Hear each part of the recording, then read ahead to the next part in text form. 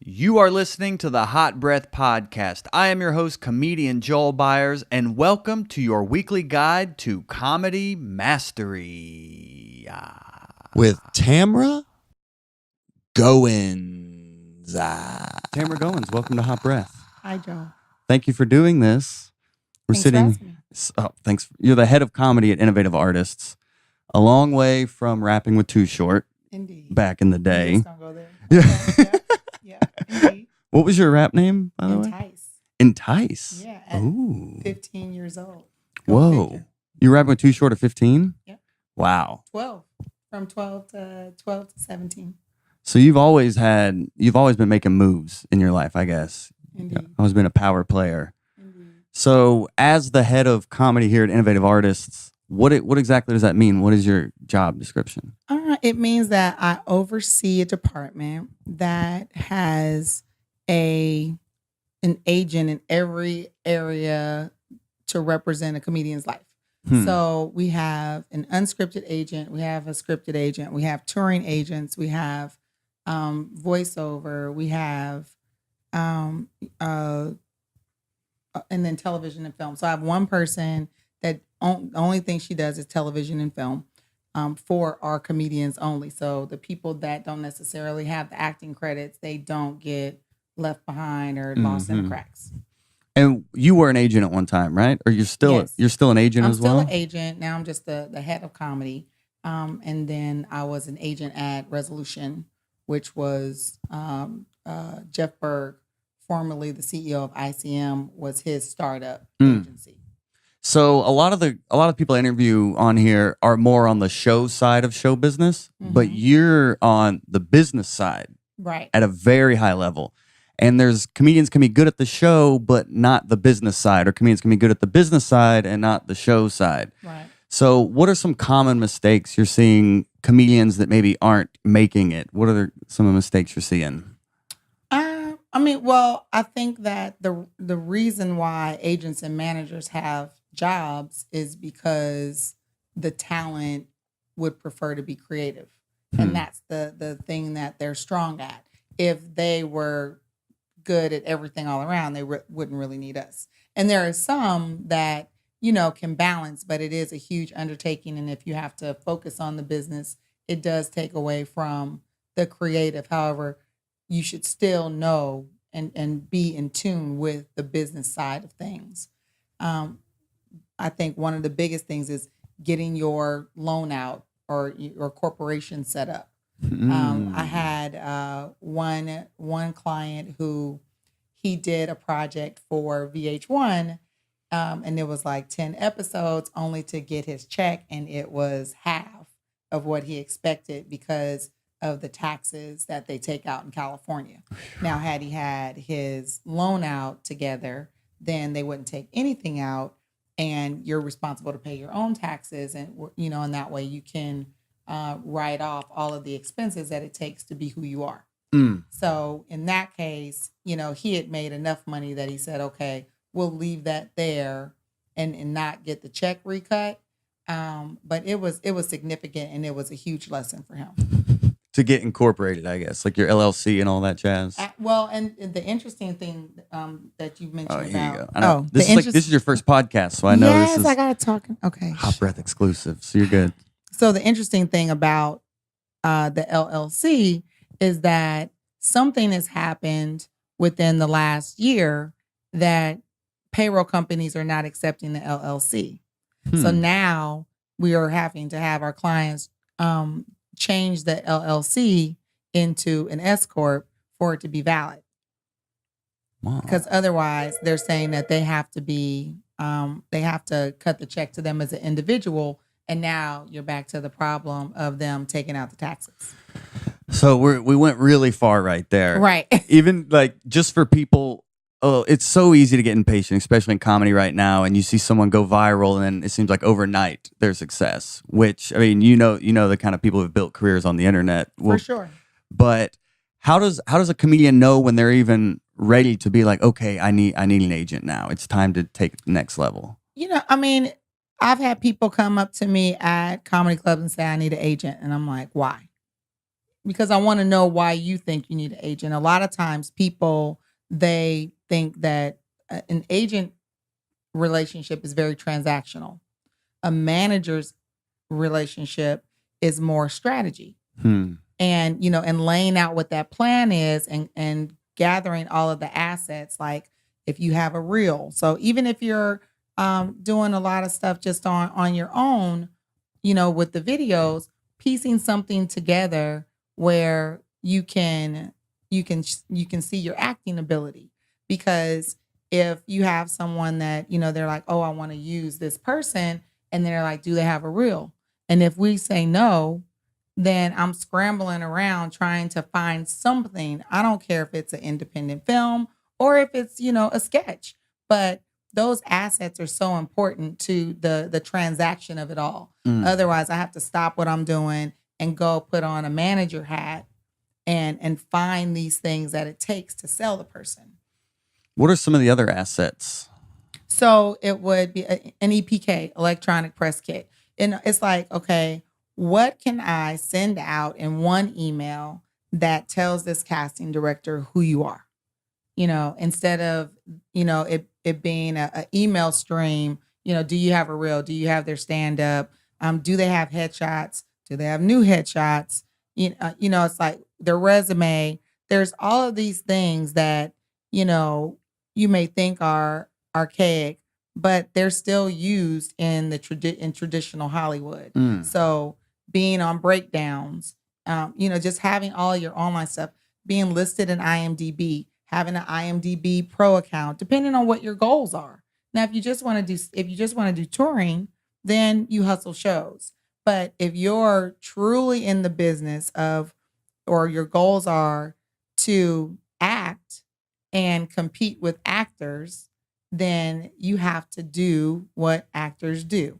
And, outside of taking acting classes, which I, really recommend, it's even if you get the opportunity, have the rest of your business set up.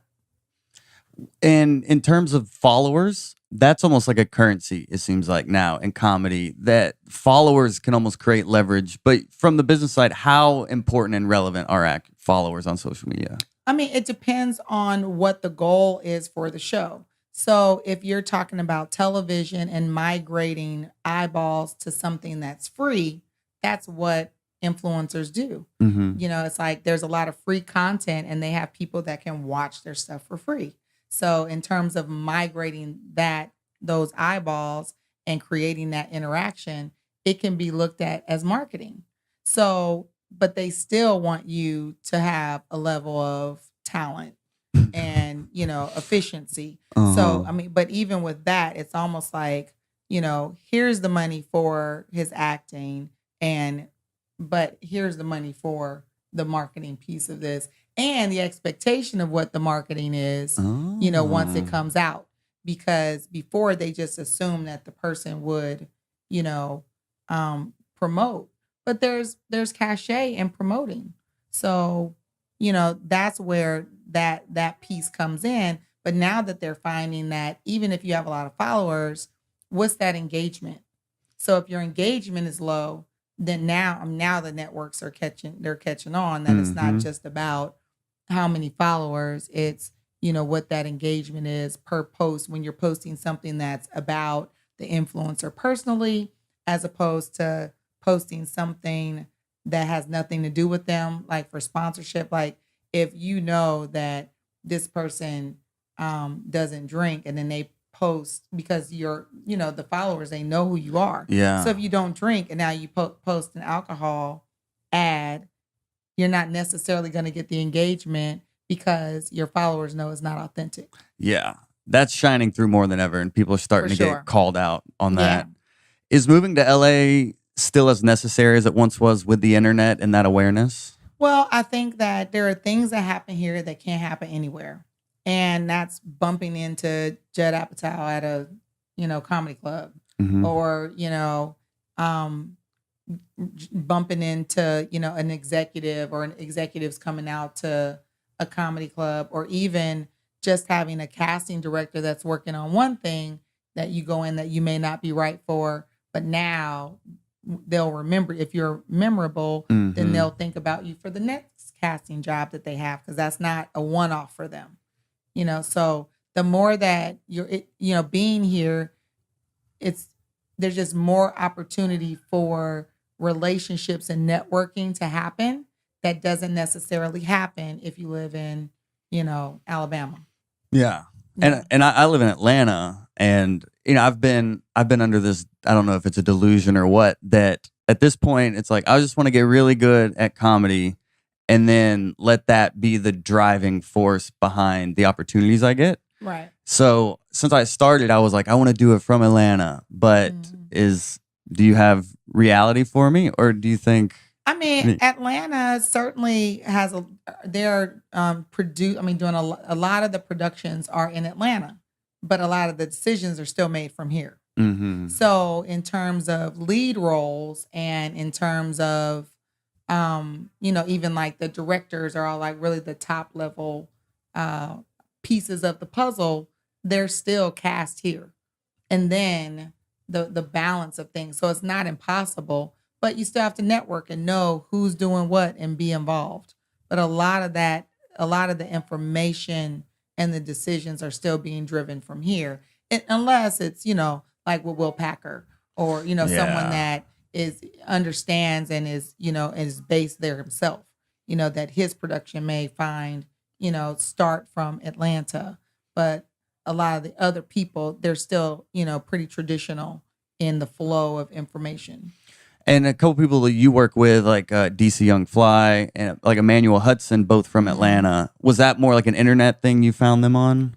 Well, it was Wild 'N Out. So it was from Wild 'N Out. Okay. The thing for the guys that are, self-made, if you will, where I can help is to navigate through Hollywood in a way that, something. I mean, a lot their roads have been unconventional in terms of, Hollywood standard, but there's still things in the traditional sense that you need to know. There's still protocol and there's information that you won't have unless you're in the mix.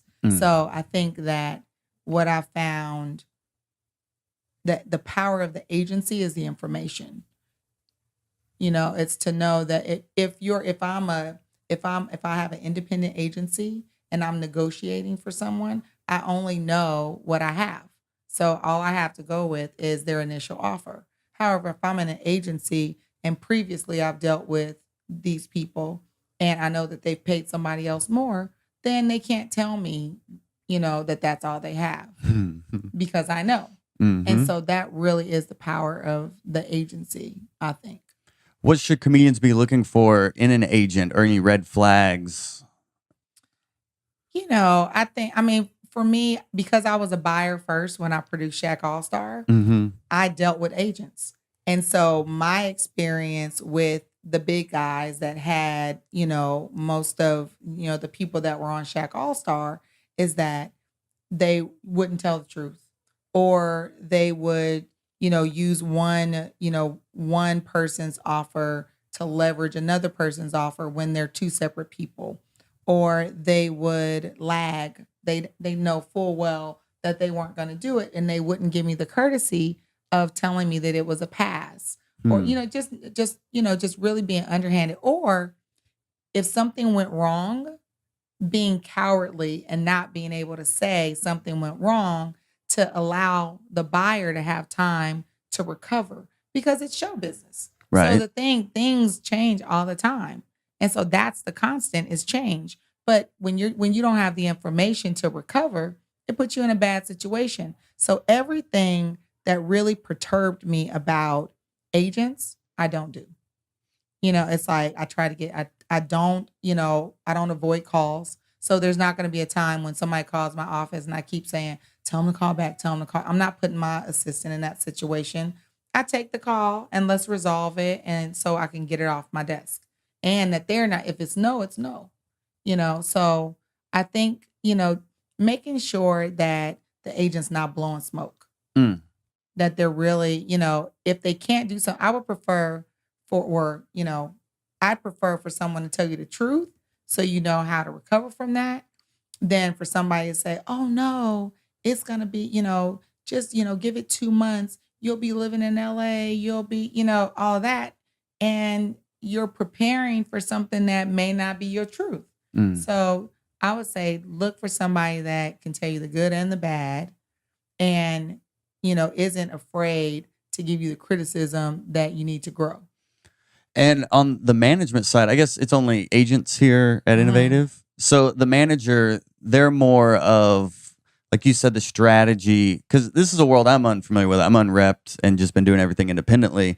So the manager, what are the kind of skills that they would bring to the table? I mean, they would lay out the strategy for you and say, okay, what are the projects that you have? What are your goals? And then let's map out how you get there. And then they use the agency to put that, to make those things come true, whether that's calls or meetings. And man, there's definitely some overlap, especially in the beginning if somebody doesn't have an agent. And then in my case, I have some guys that have been in the business a long time that don't have managers. So then I end up as a hybrid, which because I've been on the other side of the business, I can do, but it's time consuming. So in a perfect world, you have a manager that is working hand in hand with you. And, so I don't have to stop and go find the assets that I need to show that this person is amazing, but then managers can produce. So they can be partners with the client in terms of, putting, like say, a sitcom together. Agents can't. Agents can only commission, and it's like I said, a real transactional relationship. So managers aren't supposed to book. There's like rules to it really that a lot of people outside of LA don't adhere to out of necessity, more so out of just hustling, which you get. But once you get here, there's an etiquette, that it's nice if it's followed and more embraced. And nobody knows what's embraced in comedy more than you, with your experience and the people you've been around. You work with the 1% of comedy. So being around these exclusively high performing, high achieving people, what are some of the common traits you're seeing with these people? It's work. It's the work ethic. It's not sleeping. It's self-investing. It's not chasing pennies, missing dollars, self-investing, making sure that, you do a photo shoot and that you have your headshots, making sure that if you don't have a website, that even your Facebook page has all the information. It's like if you making sure that, doing your own flyers, even if someone's booked at a club, the clubs have 52 weeks to promote. They're not going to promote you outside of the website until the Monday before the show. So if you don't have social media, then you need to create your own marketing plan, and whatever they're doing, consider ancillary to what you're doing to promote yourself. Any other common traits? Or really, I know we're going to land this plane here. So really, in summing it up, any other advice, insights you could share to the listeners from your perspective in the comedy world? I have people that come and say, I'm funnier than anybody out there. And it's not enough to just be funny. Very much the same way that it's not enough for your wife or your girlfriend to just be cute. It's like, is she a good cook? Is she clean? Is she smart? What are her ideas about finances? It's very much the same way. What kind of partner are you in turn as a client, as an artist? Are you a marketing partner? Are you, so it's funny, but are you on time? Are you, do you double book yourself? Do you not show up? So there's more things to just being funny. So I would just say, don't let that be the thing that you hang your hat on. You have to bring the business to it. You show up, but it is show business. Boom. Heard it from the best. Right here, Tamra-Goins. You point them at them, let them know. Oh, What am I pointing? The camera. Thanks for doing this. You Wow. you hadn't done anything like this. I'm honored. You're honored. Absolutely. Oh my gosh. You're going to make me blush. All right. Well, Tamra-Goins, thanks for being on Hot Breath. Okay. Yeah.